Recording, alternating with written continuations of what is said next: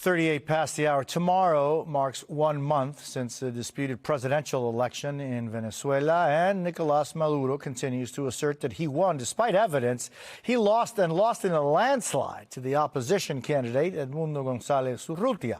Now, a Venezuelan electoral official is speaking out on social media, denouncing what he calls a, quote, grave lack of transparency in the vote. He outlined what he says were several irregularities before and on the day of the election. Meantime, Venezuela's top prosecutor, Maduro-controlled, has issued a second summons for González Urrutia to be questioned about the opposition website that published detailed electoral results. Joining us now from Caracas, Ana Vanessa Herrero, reporter for The Washington Post. Ana, it's always great seeing you. How, if you would explain to us this high-ranking election official speaking out, it's kind of, what's its significance and how big of a deal is that?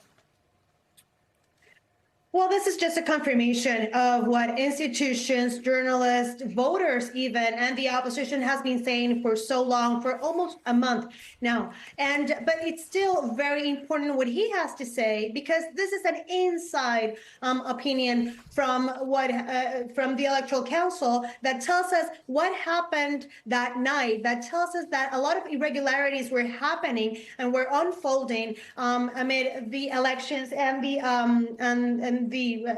before the results were announced. So it is an important, it has significance for sure, but it's still just one more confirmation of what many are saying happened that day.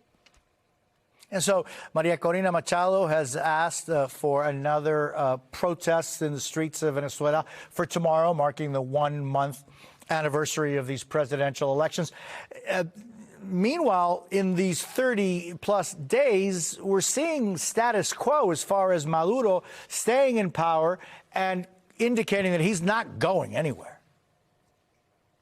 Exactly right. And I don't see how he is going to change his mind anytime soon, to be honest. So this concentration, this new manifestation that Maria Corina Machado is asking from the people in Venezuela, we would need to wait and see how this unfolds, because let's not forget that in this past month, we've had almost, over 1,600 people being arrested and 24 people shot during demonstrations in the first week after the elections. So people now are really scared. The repression against not only protesters, but citizens in general has been, this new crackdown has been really strange for every Venezuelan, and no one knows really how to act. So I would be really surprised if people just go out and you know, in another demonstration, another pacific demonstration against the government. That would mean that she is still, Maria Corina and Edmundo González have still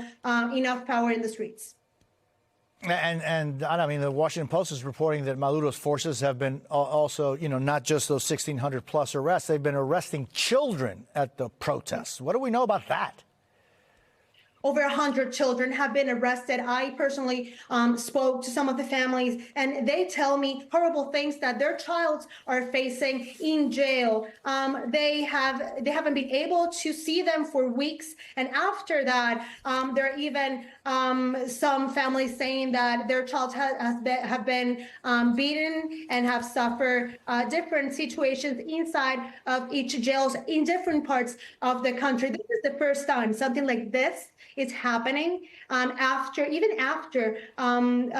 the election, and even human rights lawyers and activists are saying that this is the first time, and this is something that they've never seen before, how they're targeting young people.